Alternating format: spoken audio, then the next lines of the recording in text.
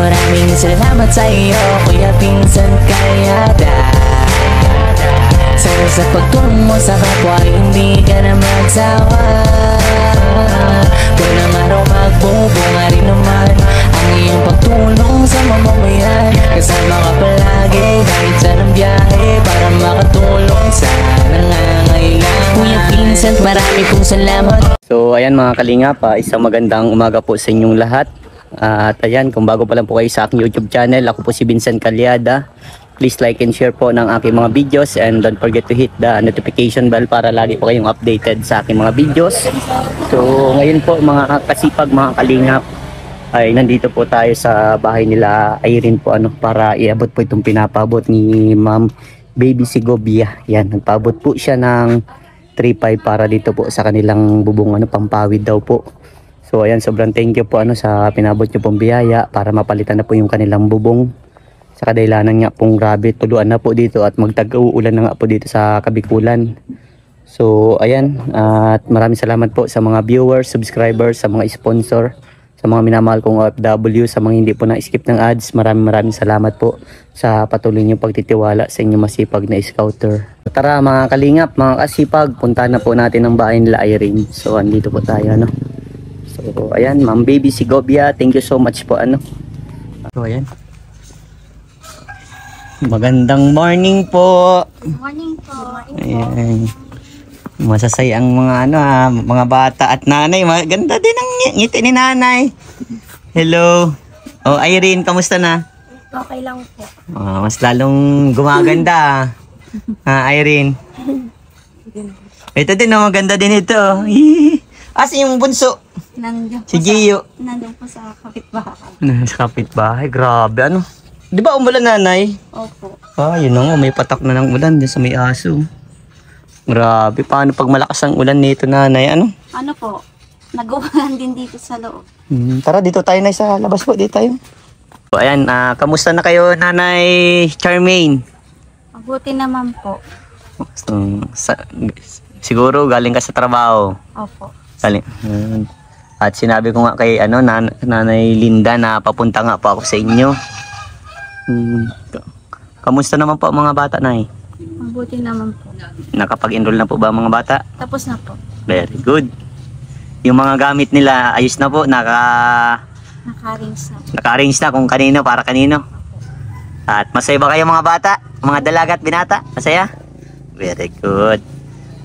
At least, gumaan na yung iniisip ni Nanay Charmaine, Wala na siyang iisipin na pambiling yung gamit ninyo. Kumbaga, napunuan na yung iniisip ni nanay. Panibagong isipin nilang nanay yung mga pang-allowance nila, So, ayan, at least wala nang stress si nanay pagdating sa mga gamit, Kamusta kayo dito, Irene? Medyo okay naman. Medyo okay. Bakit nasabi medyo okay? Kasi po yung nakaraan po umuulan po. Umuulan talaga. Pag ganun umuulan, anong ginagawa niyo lang? Yung mga mga plastic po, sinisiktikan na lang po namin. Sa bubong. Grabe. So pag malakas masyado ang ulan, di paano yan? Wala po kami nagagawa. Yung mga, pwede po yung mga, mga nakalagay po doon sa gamit, inaalis na lang po namin para po hindi mabasa. Kumbaga, ingatan nyo din yung mga gamit nyo sa pang-school, So talaga yun yung pinaka, na gamit nyo sa school ang dapat ingatan. Yun nga, problema sa bubong, nay. Opo. Yan yung pinaka, nyo ngayon, yung bubong. So magkano daw ba inaabot ng, bubong yan ninyo, nay? Pag sa pawid. Po? Hindi ko lang po alam yun kasi yung nakaraan po ay ang 100 piraso po ay nasa 950 po. 950. So, ayan nanay, kaya ako dito napapunta dahil meron po pinaabot si Ma'am Baby Segovia. Nagpaabot po sila sa inyo. Siya, sa inyo ng po. Oo. Alam mo nanay kung anong pinabot po? Hindi po. May pinabot siya nanay para sa inyo. Yan, si Ma'am Baby Segovia nagpaabot po ng Ano nay? Anong ano niyo nay? Naiisip sa pinabot? Ang pawid. Ay, tama nay. Nagpaabot po siya ng 3.5 para sa pawid niyo. Maraming salamat po. O, di ba? Sa binigay mo ang pawid namin. Hindi na po kami mauulanan sa loob. Opo. So, siguro man nanay, mayroon ka naman may matulong naman nata sa inyo mong maggagawa dyan. Tama yan. Unahin ng sa mga anak Opo. Kasi kawawa sila kapag may napano sila dyan. Yung nag-ulan nga po ay sabi ko ay makitulog na lang po muna sa Kapitbahay. kapitbahay po para tapos yung mga gamit po nila itabi na lang po para po hindi na po mabasa. Grabe Napakahirap talaga din ang sitwasyon niya. Talagang butas-butas na yung bubong niya. Kasi di mo man talaga nanay makaya. Kumbaga, ang kinikita, kakaunti lang, kakarampot lang kumbaga. Hindi mo pa kaya makapaayos ng bahay. Ano po? Kulang po talaga. Kulang. Kasi po yung sinasabi ko talagang tamang sa pagkain namin, sa Pagkain. allowance lang po nila, halos kulang pa. Kulang pa. Kaya yan, kahit gusto ko man po pa ipaayos, hindi ko po magawa kasi nga halos yung sahod ko ay kulang na kulang po talaga. Lalo po, pagkano lang po ang sinasahod ko sa isang araw. Kaya, gusto ko man ipaayos, wala kami magagawa kahit umuulan. Talagang tiyaga lang po talaga. Tiyaga lang. May masilungan lang kami. Kasi, yun yan. Parang ko dyan Iilag ka dyan sa ulan sa loob di ba? Buti ba kung tutulog ka na ng bahala ka dyan, ulan ka, Pag nga umuulan po ay gigising kami.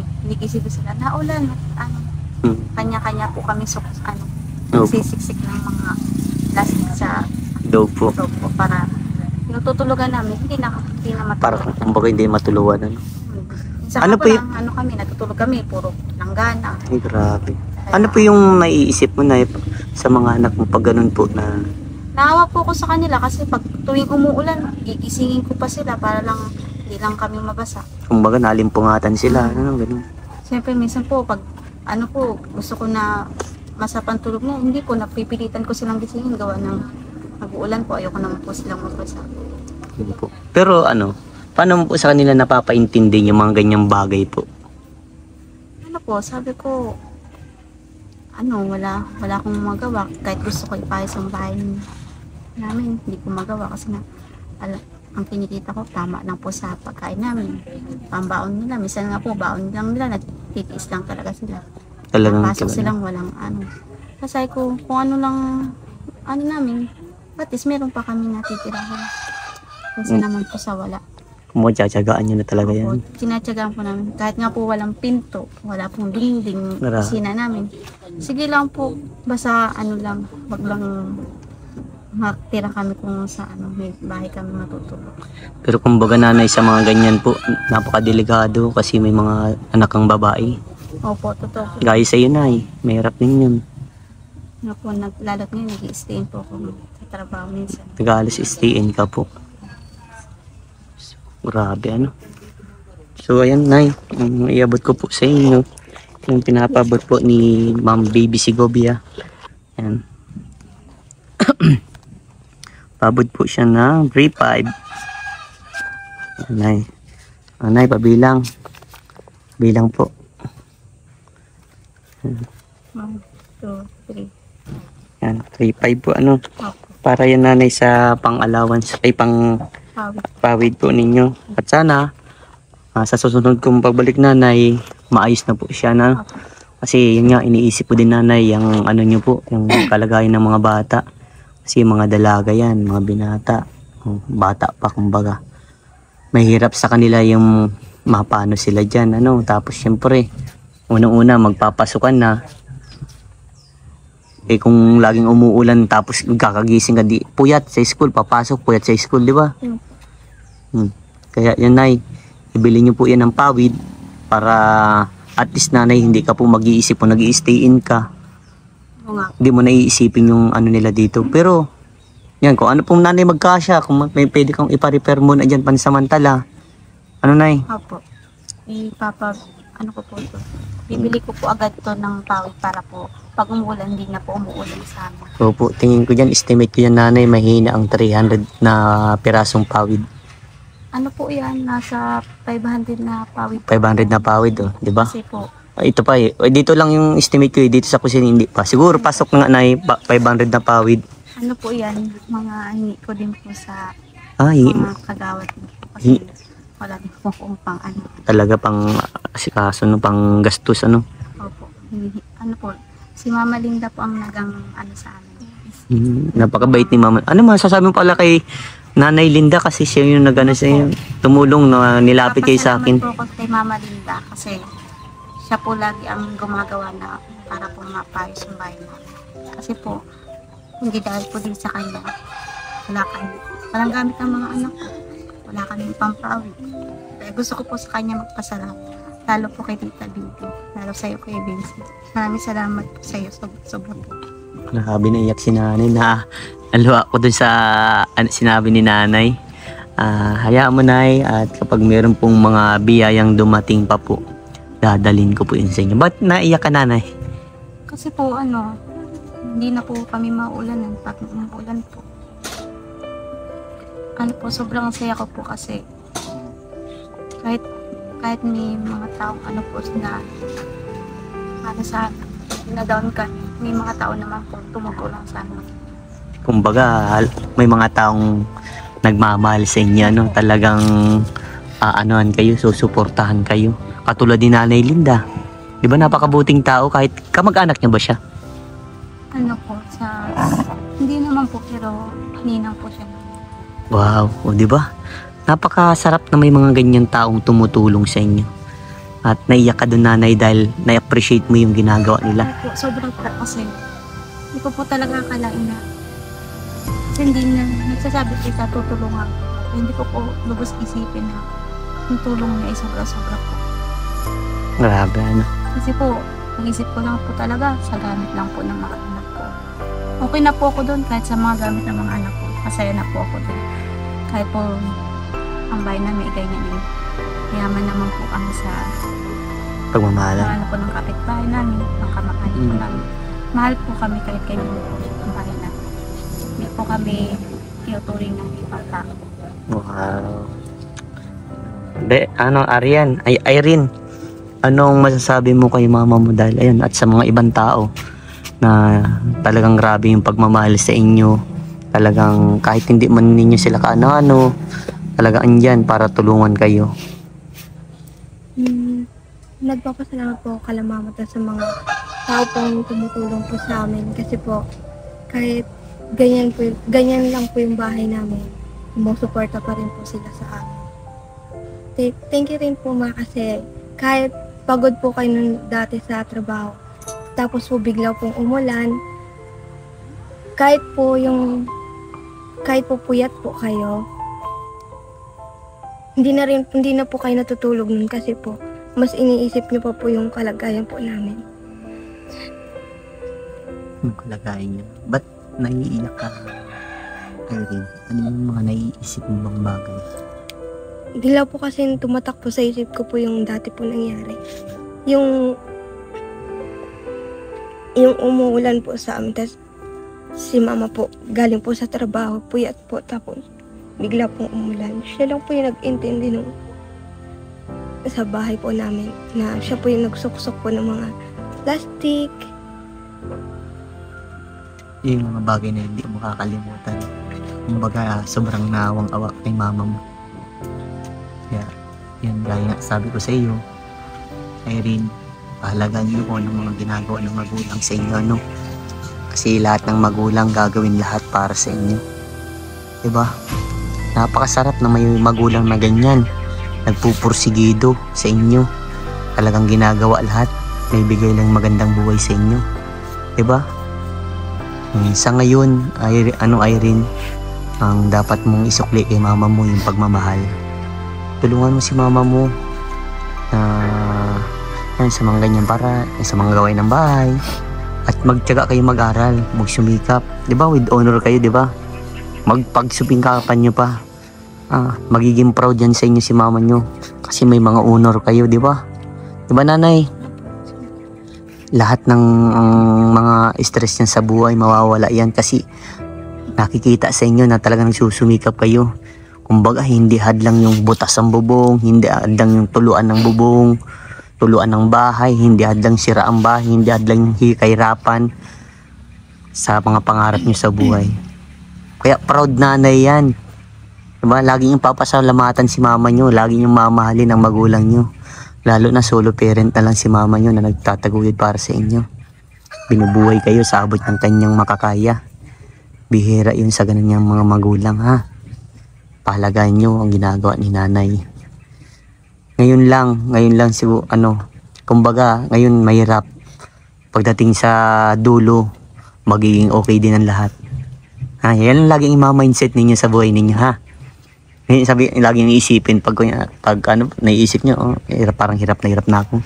Laging isipin, andyan may kasama ako. May kaibigan tayo, may ama tayo, may kuya tayo. Kumbaga, andyan si Lord. Yan ang gagawin nyo. Laging tatandaan, andyan si Lord. Kagabayan tayo niyan. Di ba? Kagabayan tayo sa lahat ng hamon ng buhay natin. Kaya, yan ang huwag nyong kakalimutan. Si Lord. Lahat ng gagawin nyo sa buhay, andyan si Lord. Center nyo si Lord sa buong buhay nyo. Kapag nahihirapan na, magdasal lang. Diba? Ikaw naman, Iron, diba? Kamusta na, Iron? Ayos lang naman po. Anong masasabi mo kay mama? At pinakwento na, yun, gaya nga kwento ni Irene na kapag umuulan, si mama mo nagansuksok ng plastic yun sa bubong. Salamat po mama kasi kahit pagod ka na po galing sa trabaho, iniintindi mo pa rin po kayo magkakapatid.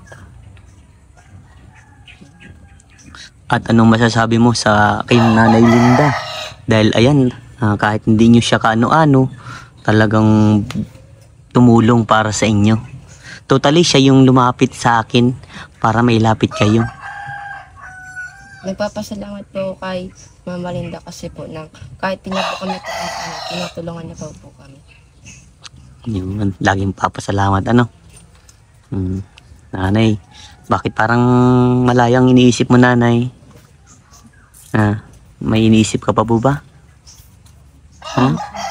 Wala. Parang malayang iniisip mo, Nanay, ay. Pero masaya po ba kayo sa natanggap niyong blessing ngayon, Nanay? Ngayong umaga. Di ba? Sunday ngayon, di ba? Simba kayo. Lagi magpapasalamat, ha? Laging pasasalamatan si Lord. Pasalamat sa buhay na binigay niya. Sa pagising. Ikaw naman, Aryan, di ba? Di ba? Di ko nakalimutan si Aryan. Kamusta, Aryan? Okay. Ang gaganda ng mga anak at ang gawa po ng anak mo, Nanay. Gandang lahi niyo pala, Nanay. Tapos siya no? Anong masasabi mo, Aryan, sa mga biyayang natanggap ninyo? Maraming salamat po. Mag-aral kayo mabuti, ha? Tulungan niyo si mama niyo, ha? Ganda din ni Aryan. Si Gio naman. Gio, kamusta, Gio? Paus ka na naman, nagkanta ka, Siguro lagi ito nasa video kiyan. Totoo? Ay, hindi. Anong masasabi mo kay Mama Linda? Kay mama mo? Salamat po. Mahal mo si mama mo? Yakapin mo nga. Ang sweet. Yan. Niyakapin si mama nyo. Lagi yung paparamdam kay mama nyo kung gaano nyo siya kamahal, ha? Yan. Lahat kayo, maski kayo magkakapatid, magmahalan kayo. Yan ang pinaka number 1 na nanay. Yan po yung laging itatatak mo sa kanilang kaisipan. Yung po sinasabi sa kanila na kahit ganyan sila, magtulungan po silang lahat. Huwag nilang pababayaan ng bawat isa sa kanila. Kung sakali man pong mawala ako, nandyan sila magkakapatid na nagmamahal, nagtutulungan po. Kung sino po na sa kanila, tulungan po nila. Yun. Huwag po nilang pababayaan bawat isa sa kanila. Tama. Alam nyo ba, tama yun sinabi ni mama mo. Mawala man ang magulang natin, dapat ang magkakapatid. Tayo-tayo lang din magtutulungan balang araw Kumbaga ganun. Kaya yan sinasabi ni mama nyo para sa inyo yun. Kaya huwag nyo kakalimutan. Kaya sobrang mahalin ninyo ang magulang ninyo habang nabubuhay. Iba ang sakripisyo pag magulang. mas grabe ang ginagawa niyan para maiabot lang ang pagmamahal sa mga anak. Diba? Tingnan nyo, nakita nyo yung sakripisyo ni mama nyo. Napakahirap nun Ito, Iron, Gio, Arian, Irene. Alam nyo ba ba't nasabi ko napakahirap? Unang-una, sinabi ni nanay, nag-i-stay in siya. Bilang magulang, napakahirap iwanan ng anak. Napakahirap na hindi mo kasama ang anak mo habang natutulog. Di ba nanay? Totoo po yun. Ano po yung mga bagay na naiisip mo kapag naiiwan mo po sila dito? Una-una pong bagay na iniisip ko kung kumain na po ba sila, kung anong ginagawa nila, kung pag umuulan po ba, kung natutuluan sila, kung nakakatulog sila ng maayos. Opo. Minsan inaano ko na lang na sana wag man silang pasukin sa loob ng bahay kasi nga po wala po kaming pinto, ang dingding po nga namin, sila po. Opo. Pag ganyan umuulan, sana nakakatulog sila ng maayos. Lagi ko pong dinadasal na wag po silang pabayaan magkakapatid. Kahit wala po ako sa tabi nila. Basta po maayos po ang kalagayan. Ano po ako. Okay na po din. May hinahabilinan ka man po. Opo, minsan nag-ano po ako na dun sa kapitbahay na kuya, patingin-tingin muna sa mga bata nga stay sa trabaho. Nakasama yung ano. Kumbaga pa nag-stay in ka po, kailangan kasi kailangan mong kumita ng pera. Kasi diba? Hindi naman po pwede na hindi kami hindi ako magtrabaho kasi una-una sa lahat wala kami nakakain. Opo. Wala silang babaunin sa school. Opo. Sa man kundi ako magtrabaho. Kaya kahit po mag-stay na ako sa trabaho, alam po nila na kailangan din po nila yun para sa kanila din po yung ginagawa ko. Opo. Paano po, sino nag-aasikaso dito pag ganun po siya na? Siya na po. Irene. Minsan po, umuwi ako dito, tinatanong ko, nag-asikaso na kayo ng pagkain mo? Nagluto ka na? Sabi siya, mama. Nagluto na po siya. Nasabihan ko siya na magkain na lang kayo, huwag na kayo lumabas at magpahinga na lang dyan sa loob. Alam naman po nila, lahat po ay, lagi ko po sa binibilin, silang dalaw pong pangalan. Sila po ng mas nakakainis dito sa dalawa. So, paano mo yung nakakayanan, Irene, kapag wala si mama mo? Paano mo na isasabi sa mga kapatid mo na ganito, hindi uuwi si mama kasi nga kailangan magtrabaho? Paano mo nasasabi sa kanila? Minsan po pinapaintindi ko na lang po sa kanila. Ba't po nag-stay in po sila? Kapag sa mga gawain naman po, nagtutulungan po kami. Yan. Tama yan, tulungan lang Yan ang maganda. At kaya mo nanay kapag mayroon pa pong tumulong na mapaayos po yung yung kahit dingding ninyo Opo. magkayan kayong maayos na pintuan. So sa ngayon yung pawid muna nay. Opo. Tingnan mo din manay kung okay pa nanay yung ng kahoy, yung mga ganyan. Siguro mga awayan dito makukuha man po dito Bumibili na lang po kami ng kawa. Kasi po hindi na po. Dati po nakakakuha pa kami, ngayon hindi na po at binibili na po. Okay. Kaya po, ito pong binigay ni Tita Bibi, bibili ko po agad ng pawid para po pag umuulan po, hindi na po naulan sa amin. Yun. Tama yan. Sobra pong salamat Tita Bibi kasi binigyan mo po kami ng pambili namin pawid. Sobrang masaya po ako. Lalo sa'yo Kuya Vince kasi gumawa ka po ng paraan para kung matulungan ka. Sana po, mas marami pang kang matulungan. Opo, Nay. Salamat, Nay. Maraming salamat po sa'yo. Sana gabayan ka po. Thank you, Nay. At isama nyo na lang po kami sa inyong mga dalangin na lagi kami safe, Nay. Opo. Sobrang thank you sa inyo. Kayong magkakapatid, always yung tandaan. Magmahalan, mahalin ng magulang at mag-aral ng mabuti.